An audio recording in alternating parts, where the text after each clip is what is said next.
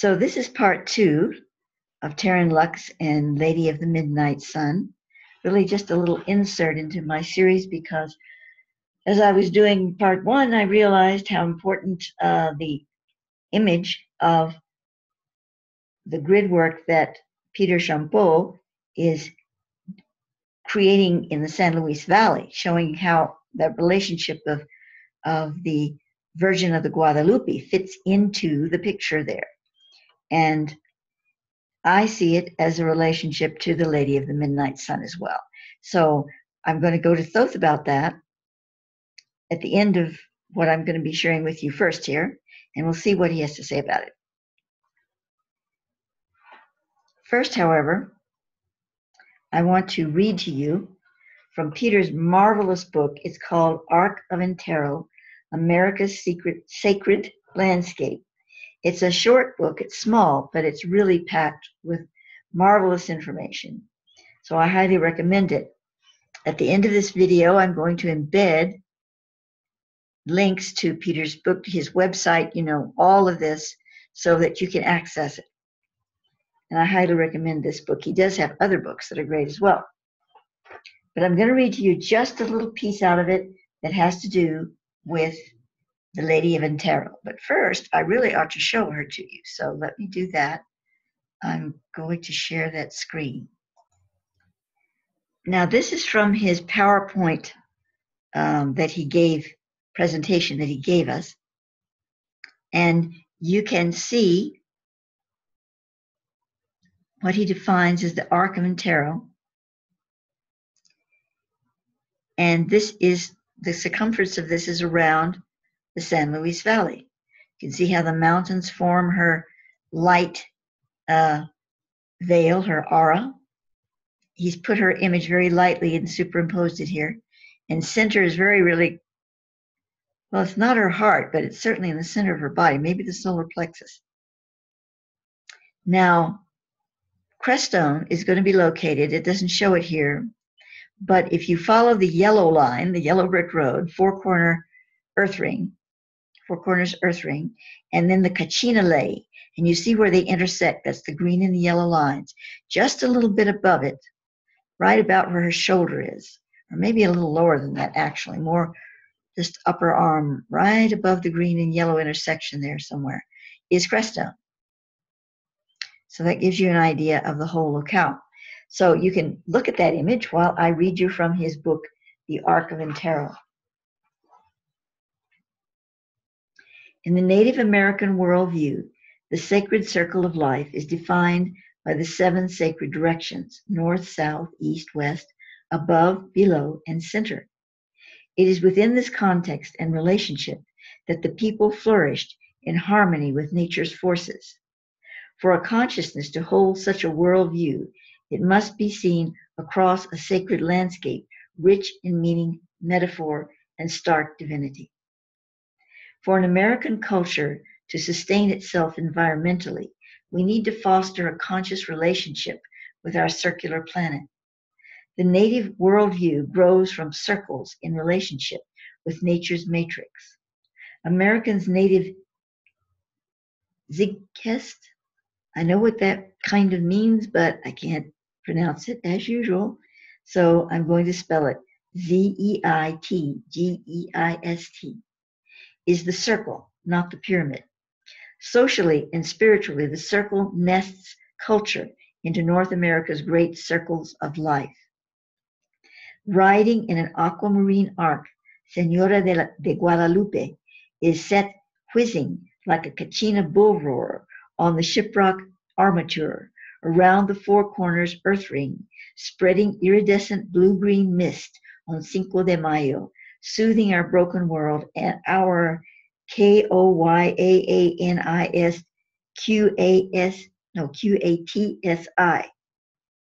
For a dyslexic like me, that word is just simply not possible. For 1,000 years, the morning prayers of the Ne people, greeted the dawn by sending prayers east to Blanca Peak. The people's prayers power the Great Mother's aquamarine loom, sending her loom shuttle through the shed of earth's rings, turning the blood of sacrifice to the aquamarine of healing. Oh, that's so beautiful, Peter. You write beautifully. Sacred landscape is as much a state of mind as it is a place. As a place, it runs contrary to a worldview based on property rights. The entire San Luis Valley is privately owned. Water rights, use rights, mineral rights, the whole kit and caboodle. This mythical valley's barley gives Coors beer its distinctive flavor, while Sobeket's alligators, the Egyptian crocodile god comes to mind, frolic in hot springs of the Colorado Gators Reptile Park, dining on St. Peter's fish in Mid-Valley. Meanwhile, visionaries see pyramids and the city of light from mountainous ramparts, adding further to its geomythic allegory of place. The idea that the San Luis Valley is special is not new. Troops of pilgrims have come to the mountain slopes of Crestone, some staying while others bless and go.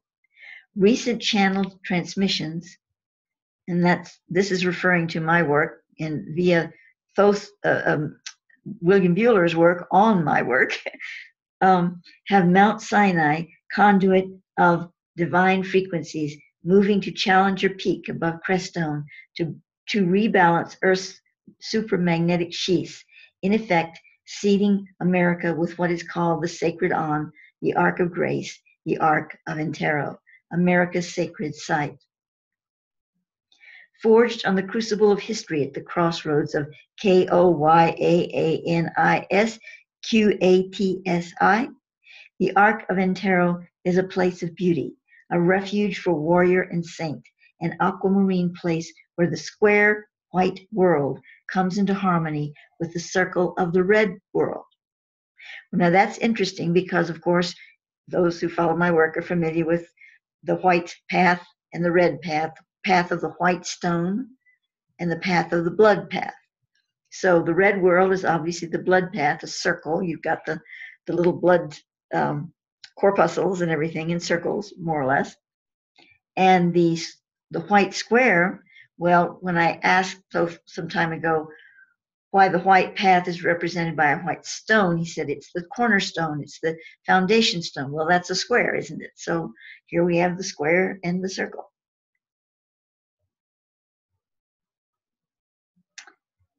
Like sacred geometry's greatest puzzle, the squaring of the circle, their equal perimeter circumference, generates circles proportionate to the sizing of the earth and moon. This mental exercise was thought to combine these forces in the Great Pyramid, as it geometrically reflected the same squaring of the circle.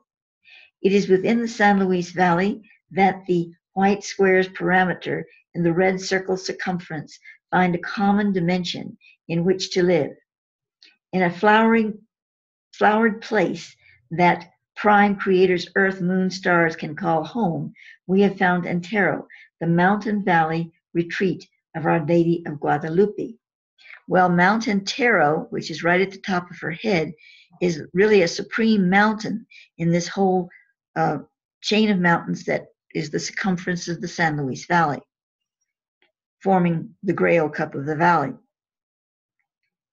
When I first lived in Crestone 17 years ago, Simeon and I did a facilitation of a light working, and one of the places that Thoth asked us to go was to Mount Entero, and we did a working there.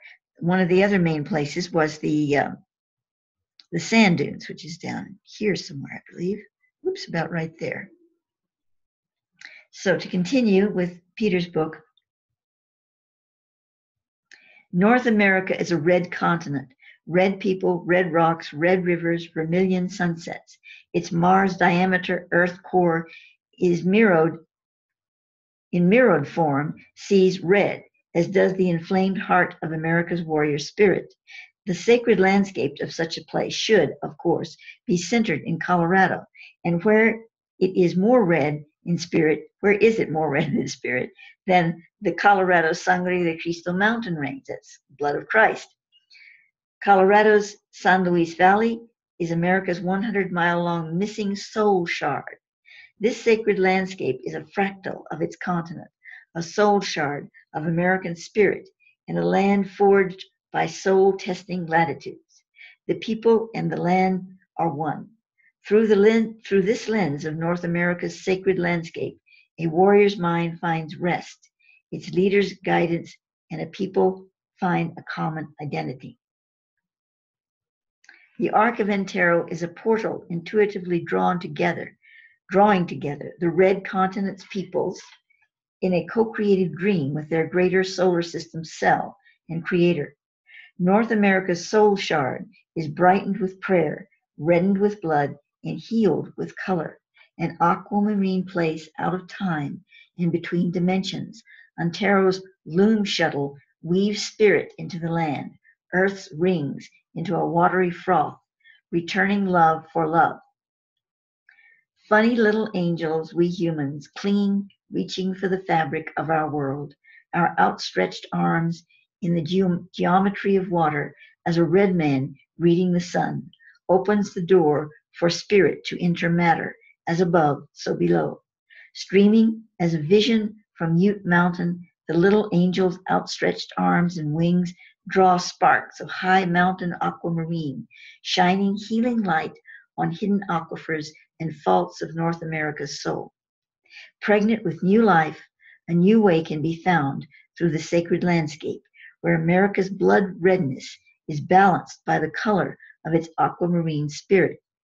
The Arc of Antero, America's sacred landscape, like an American football, receive it, protect it, run with it.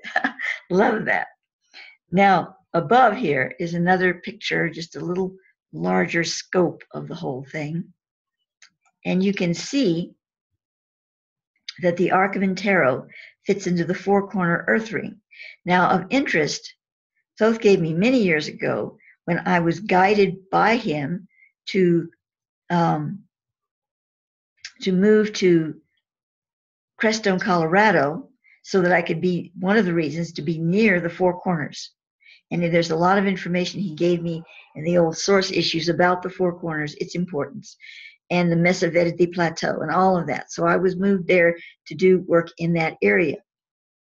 And at that time, he showed me the medicine wheel and how large it was. And I have it somewhere, I don't know where.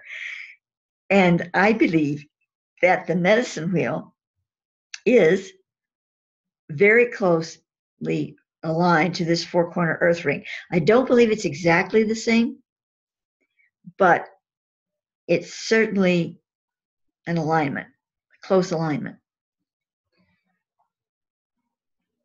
So in Peter's book, he goes on to give, in Appendix 2, The Land of Flowers, on page 42, he tells more about Our Lady of Guadalupe, the sacred geometry of her. And it's just fascinating, but I'm not going to read that to you. You're going to have to buy the book to get that, and a lot more in this book. So now, let us see where we are here.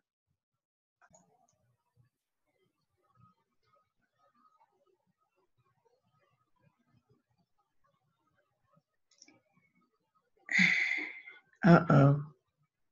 What happened?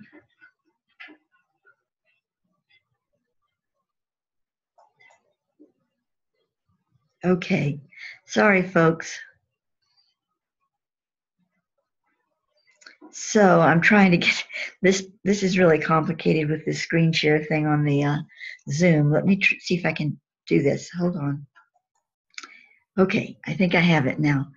This is what I was trying to show you. There's the ziggurat atop the tor here in the Baca Grande near Crestone. And we have the insert picture, of course, is Glastonbury Tor. So many years ago, Thoth told me of the connection between these two tors and the interdimensional connection. There's also a very feminine connection with the Tor Hannah being in the tor. And for the ziggurat, the history of it is that it was built by a gentleman from the Middle East who was very much in love with a woman, and he built this as a tribute to her, but she didn't marry him anyway. However, it was built as a tribute to the divine feminine. You can see it in that way.